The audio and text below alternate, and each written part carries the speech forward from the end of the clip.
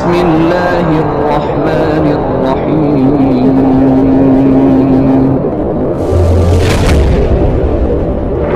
يا أيها الذين آمنوا ادخلوا في السلم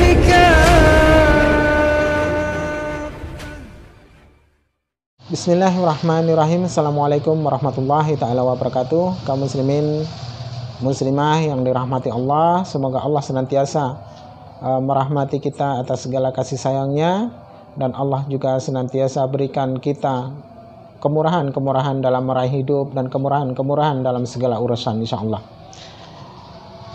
Pada malam hari ini saya akan mencoba mengkupas kedustaan seorang wanita yang mengaku dirinya seorang muslim, ya, dan masuk Kristen oleh karena dia melihat salib, ya, ketika ia pergi haji, ya.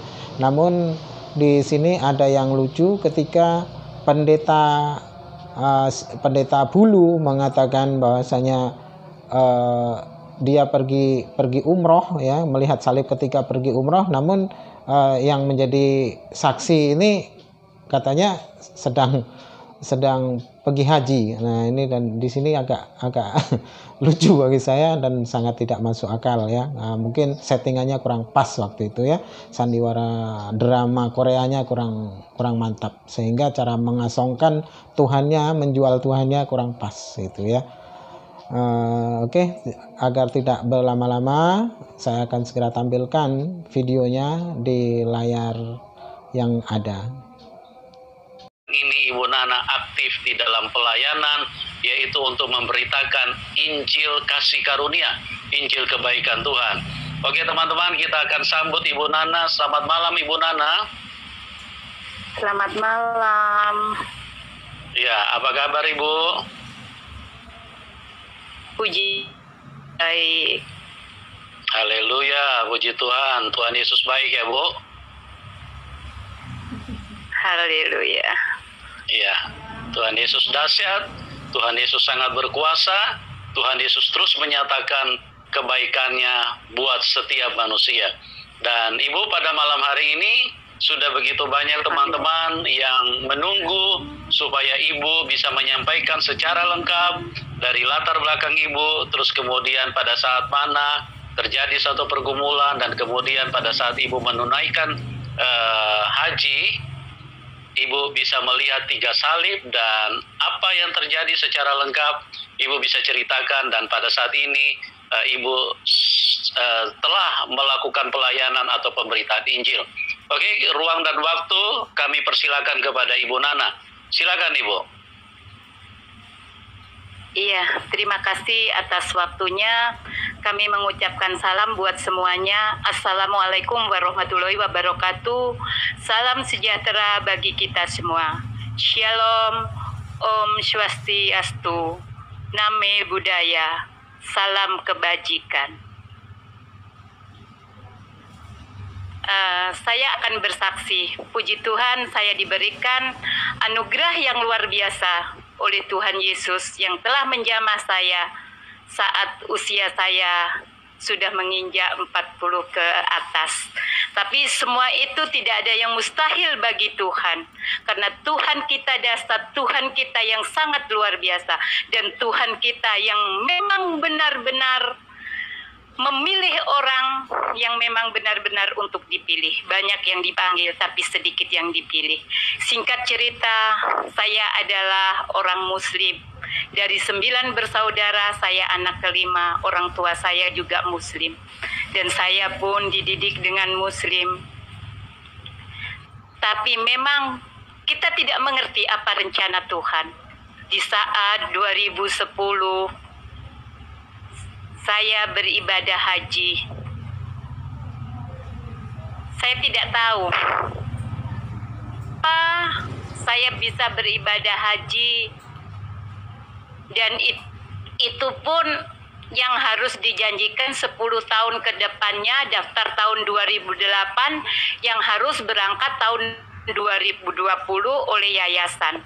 Saya tidak menyebutkan yayasan apa di situ, tapi saya meminta dengan Bapak Kiai yang mempunyai yayasan, saya berbicara untuk saya secepatnya beribadah haji. Walaupun saya sebagai orang Muslim, saya menginginkan untuk berangkat di sana, dan saya belajar untuk mengaji, saya belajar untuk apa. Tapi di saat saya ini belum tawafnya, tapi saya masih ada di Jabal Rohmah, disitulah saya melihat 3 salib. Apa arti semua itu? Saya tidak tahu. Dan saya mengenal Tuhan saat ini 2,5 tahun. Jadi hampir 3 tahun. Saat ini saya mengenal Tuhan, saya begitu penuh dengan sukacita. Ada kedamaian yang sangat luar biasa, yang belum pernah saya rasakan. Walaupun saat itu saya belum mengenal Tuhan, apa yang saya inginkan saya selalu bisa. Tapi di dalam dunia ini bukanlah semata-mata saya mencari uang, tapi saya di dalam dunia ini saya bersyukur benar-benar Tuhan menjamah saya. Untuk kedepannya saya tidak tahu seperti apa saat itu. 2010 dan 2017 saya dijamah oleh Tuhan Yesus. Dan saya benar-benar memutuskan, saya lepas hijab, saya lepas dari pekerjaan-pekerjaan yang saya geluti. Bahkan di samping itu saya banyak yang mengikuti dari manapun pengajian atau. Nah, di sini perempuan tadi, kesaksian tentang perempuan tadi itu bagi saya sangat menggelitik dan lucu ya. Ketika kedinginan karena AC terlalu dingin katanya kan, nah itu malah jendela dibuka. Nah, itu bikin saya ngakak itu sebenarnya ya. Masa orang kedinginan oleh karena AC jendelanya dibuka. Nah, itu kan lucu ya. Kan tinggal dimatikan AC kan sudah ya. Bukan malah dibuka jendelanya. Ketika jendela dibuka tambah dingin. Nah, ini kadang tidak masuk di akal. Nah, katanya dia melihat cahaya yang begitu terang. Namun ketika seandainya pun ditanya itu apa yang nampak oleh dia, Tuhan Yesus seperti apa mukanya, nanti dibawakan gambarnya, dia pasti akan bingung karena gambar Yesus itu sebanyak beraneka rupa ya, sebanyak 138 lebih. Nah, itu yang saya tahu ya. Karena jujur saja saya mantan Kristen, jadi saya paham. Dan ada yang menggelitik di sini ketika katanya dia berdoa itu ya, untuk dia berkata berdoanya itu dengan berbahasa Indonesia, jadi tidak berbahasa Arab ya. Karena itu mengantisipasi, karena ini dalam keadaan interaktif. Kalaupun seandainya dia ditanya dengan doa apa ya bisa berbahasa Arab, nanti akan dites soalnya. Pasti ada salah satu dari penelpon dari interaktif itu pasti ada yang Muslim dan pasti akan menanyakan hal itu gitu ya. Itu untuk antisipasi supaya nanti dapat ngeles ya, berkata wah saya sudah lupa, saya sudah tidak ingat karena saya sudah lama gitu ya. Dan anehnya lagi mendaftar haji antrian 2 tahun katanya, antrian 2 tahun dia antrian 10 tahun ya, dari 2010 hingga 2008 salah saya tadi dengarnya 2008 sampai 2020 ya, itu artinya 12 tahun bukan 10 tahun.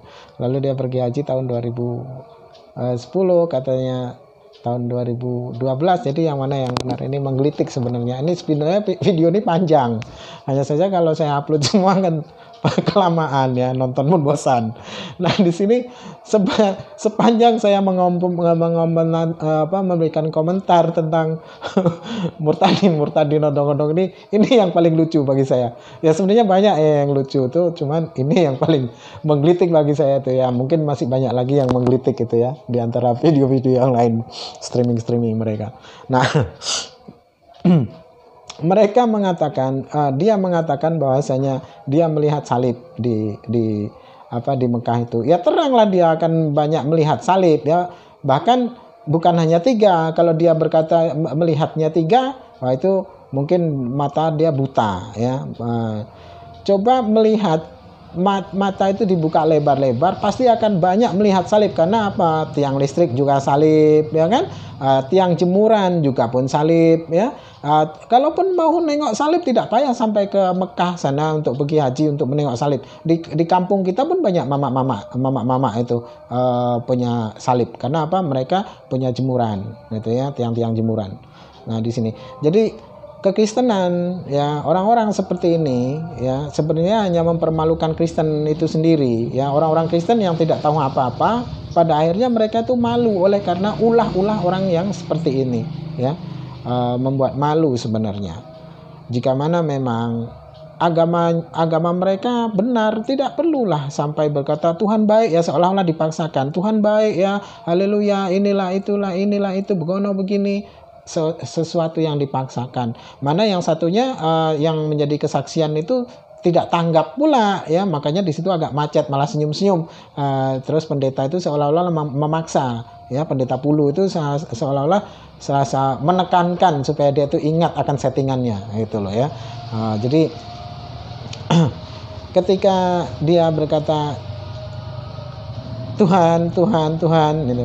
Sebenarnya asumsi saja, semua itu asumsi karena Yesus sendiri tidak pernah mengaku Tuhan gitu ya. Tidak pernah mengaku Tuhan sekalipun ya, itu tidak pernah dengan muridnya, itu tidak pernah.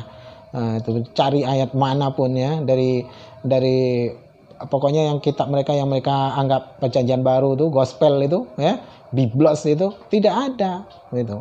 Lagi pula akan menjadi aneh ketika orang-orang Kristen ini yang notabene tidak menguasai bahasa teks asli ya, bahasa Yunani ini, karena memang biblos atau Bible atau kitabnya orang Kristen, saya tidak pernah mengatakan itu Alkitab, bukan, tidak benar. Saya mengatakan itu Bible, kayak Bible atau buku bacaan itu. Nah, itu teks asli perjanjian baru itu berbahasa Yunani ya, karena memang dari segi sejarah penulisan pun itu bukan asli dari murid-murid Yesus yang menulis, itu tidak. Itu penulisan Bible itu 80 tahun ya, 80 tahun setelah Yesus itu tidak ada gitu ya, baru ada penulisan. Itu pun hasil di penyelidikan kan, makanya disitulah simpang siur ya, informasinya itu di dalam kitab itu simpang siur. Ada yang mengatakan berdiri, ada yang mengatakan duduk ya kan, ayat satu dengan ayat yang lain itu saling memukul, tidak sinkron. Contoh saja kematian Judas itu dalam Kisah Para Rasul, itu Judas mati jatuh ya, mati jatuh telungkup terus perutnya terbelah. Tapi di Matius Yesus Yudas matinya gantung diri, mana yang benar lah pokoknya ya. Nah, dari situlah maka ketika saya pun masuk Islam, oleh karena saya banyak membaca kerancuan di situ ya, karena yang namanya kitab suci itu kan mestinya menjadi sebuah panduan bagaimana informasi itu akan menjadikan kita mengetahui bagaimana kebenaran kekuasaan Tuhan itu ya. Nah, di sini. Namun yang akan menjadi kelucuan lagi, mereka bangga dengan salib, sementara salib itu sendiri sebelum Yesus itu dilahirkan, salib itu sudah ada, karena salib itu hukuman berat yang diperuntukkan bagi para penjahat-penjahat kelas kakap pada zaman Romawi ya, pada zaman Romawi itu, kerajaan Romawi Yunani itu dengan hukuman salib ketika penjahat-penjahat itu yang penjahat kakap ya, istilah katanya. Nah itu, jadi mereka itu bangga dengan salib. Dan sesungguhnya apa yang dikatakan Al-Qur'an ya, bahwasanya Yesus itu tidak mati tersalib ya, tidak mati tersalib, tidak juga dibunuh ya. Ketika Bible orang Kristen, kitabnya orang Kristen mengatakan Yesus itu disalib oleh karena menebus dosa, mati untuk menebus dosa, itu semuanya bullshit, omong kosong. Itu konsep seperti itu Yesus tidak mengajarkan. Nah, karena apa?